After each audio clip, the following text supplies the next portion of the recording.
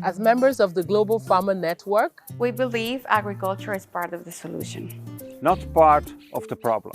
We are committed to developing agricultural leaders and sharing their stories across the globe.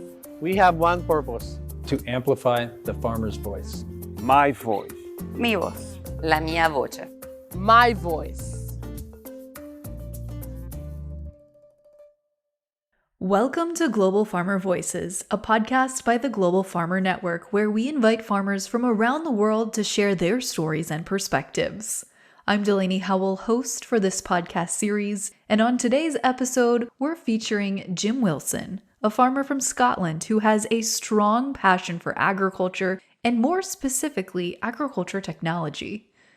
Jim grew up on his family's farm in Angus, Scotland. Yes, that's right, home of the Angus cattle breed. A graduate from Aberdeen University, Jim made his way back to his family's farm, Fern Farm, which is a typical Scottish farm growing crops in the hilly Scottish topography. So the Jim Wilson story, where do we start? Yes, I grew up on a farm. I grew up on this farm. This farm is called Hilton of Fern. Hilton of Fern is a farm in the north of Angus. Angus is, of course, a very famous area of Scotland because it's where the best beef in the world comes from. This farm is an all arable farm. We don't currently have livestock here. We specialise in cereals. That's wheat for animal feed, oats for milling, for making porridge. That's another good Scottish staple diet. Peas to build in soil fertility, and also potatoes. Potatoes are another Angus speciality and indeed Scottish speciality. And in particular, seed potatoes is what we specialise in.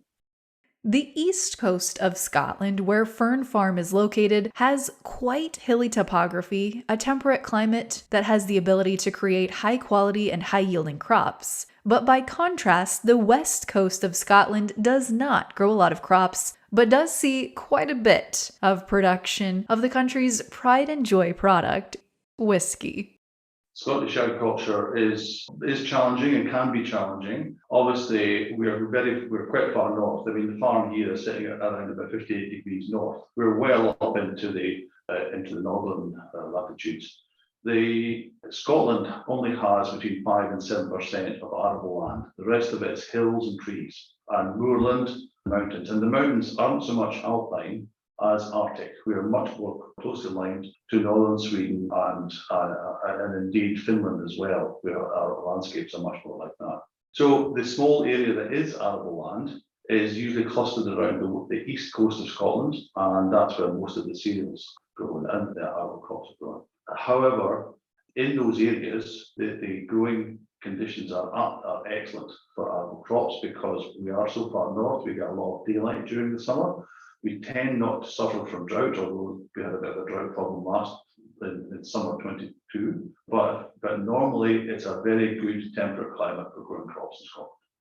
And that's actually highlighted in that Scotland had the world record for growing wheat and barley yields for many years until the New Zealanders stole it from us, and we are now trying to claim it back. Although it can be challenging farming in the hilly topography that Jim sees in Scotland, he embraced that challenge early on in his farming career. He remembers when he first started farming nearly 40 years ago, technology was vastly different than it is today. It's hard to quantify, but because when you live it, you tend not to notice the changes because they're so incremental. But of course, costs have changed, tractors have changed, yields have changed, although I must admit yields haven't expanded as quickly as I would have liked to have. The cropping has changed, definitely. I suppose from a technical point of view, definitely the equipment has changed so dramatically. We've gone from small tractors. And I will say, even though I am obviously very old now, I never knew horses, but the people that we employed on the farm when I was a kid, they had all grown up with horses. I was never that age, but tractors were very small, two-wheel drive usually, and very underpowered compared to what we have nowadays. When I started my farming career, we were using small, usually two-wheel drive tractors, very light, very low powered. We've now moved to very large, heavy, powerful tractors. When we come to speak about some of our work in ag tech, the tendency is to move back to those small, low powered, lightweight tractors to save soil compaction. Now, what you may not know so far after listening along to Jim share his story is Jim is also a businessman. Dating back to the 1990s, Jim was focused on using technology to improve his farming operation. Eventually, his passion for technology intersected with the research that led him down his own path to starting his own business, Soil Essentials. Jim reflects back on a few moments that happened during his cropping career that finally opened his eyes to the precision agriculture industry. Jim reflects back on a few pivotal moments that happened during his cropping career that finally opened his eyes to the precision agriculture industry. I first got interested in precision agriculture because combining some of our fields are very variable, as indeed most people's are. Very variable soil types, and which lead to very variable yields over the time. And so harvesting a field with a combine harvester, you could tell that one part of the field was very high yielding, a really excellent crop. And yet literally 20, 30, 50 meters further on, it was an appalling crop. There was almost nothing there. And the annoying thing to me was that I had spent exactly the same amount of money and time and effort growing that poor yielding crop compared to the high yielding crop. There had to be a cause of that. There had to be a yield limiting factor. And that was the start of my personal route of discovery, I suppose, to trying to understand what was the cause of these low yielding patches, what the yield limiting factors were, and what, if anything, we can do about it. We brought in a serial yield monitor and fitted on the combine. That would be 95, 96. Was helped by a good friend of mine, Ian Harley. He provided some of the kit. I fitted it onto our combine harvester, and we made some of the first yield maps in 96. And by making the yield maps then, we could then say that actually that high yielding area was 10 tonnes per hectare. The low yielding, the poor area, 20 metres away, was probably 3 or 4 tonnes per hectare, therefore losing around about 70% of the potential yield. Next steps for us was then to try during the winter time to go to those low yielding areas and actually start digging holes and taking samples and trying to understand why those areas were low yielding. Now, some of the areas, farming is a very diverse, changeable industry, of course, and some of those low yielding areas you can fix. You can find the problem and you can fix it. One of the big areas where we could improve and fix the problem was we found that those low yielding areas were low yielding because they were being limited by low pH in the soil. So about 30-40% of those low yielding areas we had in the farm were caused by low pHs. They were very small areas, maybe 50 metres by 50 metres, maybe less, but they had just developed over time because Scotland's soils are particularly acidic. Unlike England's are mainly alkaline, but Scotland has its own particular soil types, and those soil types have led to a whole different set of soil management rules and soil management sampling methods that are applicable only to Scotland. So we took these cell samples, we identified the low yielding areas, and we identified the low yielding areas that were due to pH deficiencies, and then started creating maps and software to apply high rates of lime to those low pH areas to solve the problem. That completely solved the problem, and that problem has remained absent from the late 90s all the way through to current day. So that's been a huge step forward, a huge increase in yield. As Jim was starting to transition into the business world and precision ag research space, he recognized that there were so many great agriculturalists who came before him and helped give him the foundation for what the business looks like today. The nice thing about Scotland is we've got such a long history of research and development, going back all the way. I mean, Scotland is, I would like to think anyway, is known worldwide for a lot of the knowledge and the innovators. Scottish people are pretty innovative. The person who invented radar and TVs just came from not far from here, my local town. I can't claim to all that, but I would claim that I'm standing on the shoulders of a giant.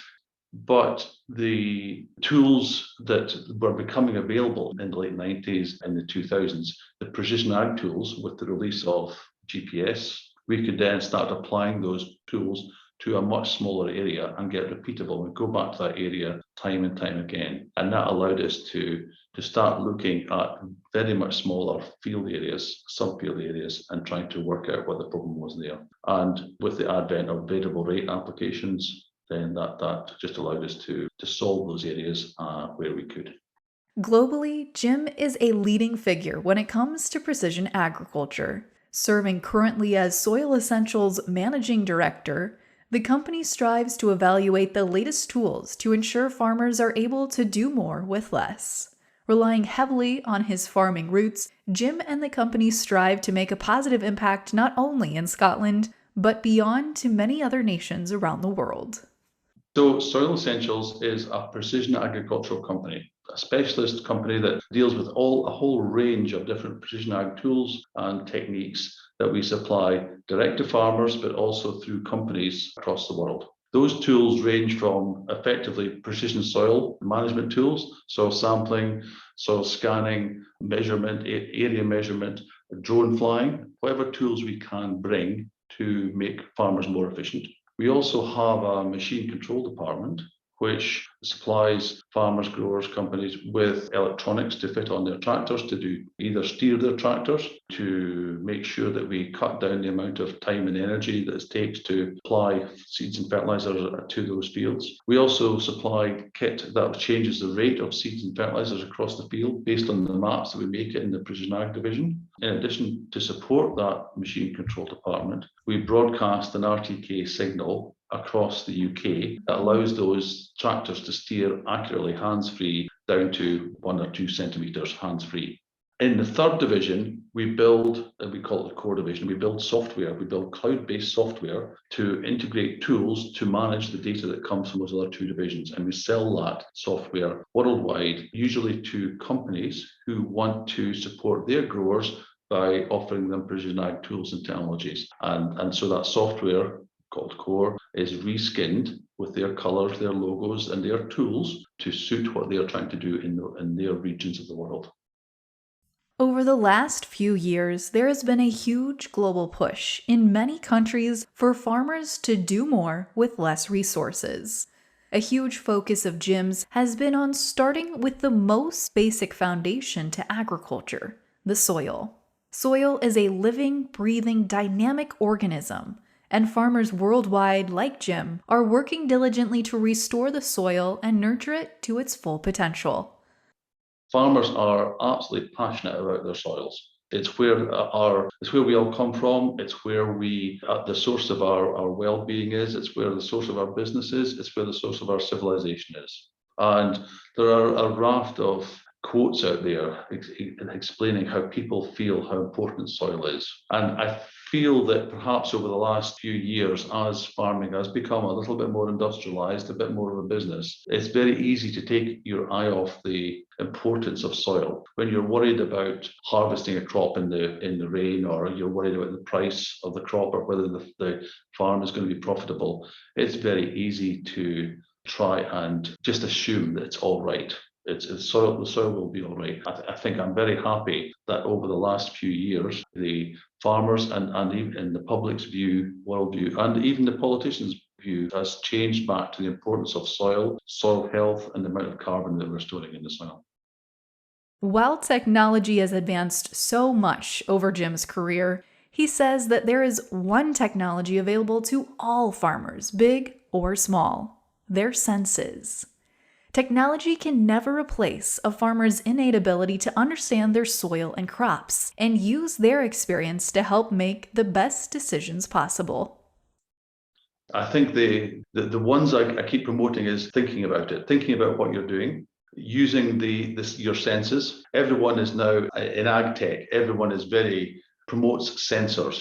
We've got some amazing sensors, from satellite image sensors to soil sensors, but actually the best sensor in the world is still the farmer's hands and his eyes and his nose and his ears and his brain. So I think the most important thing is the appreciation of the skills that farmers bring to assessing their soil health and their innate knowledge, because as you grow, as you get experience, you understand when the soil is healthy and when it's not. And at least your journey is then you're able to start on the journey of improving that soil health by using your own senses. Now, of course, those senses are backed up by, as I said, all the other amazing sensors we have, but it's still back to all the technology that we have can't replace the farmer's hands, feet, and feet on the ground. That's number one. And I think as farming becomes more industrialized, the challenge is to maintain those farmers on the ground to actually enable that to happen, to enable us to monitor soil health.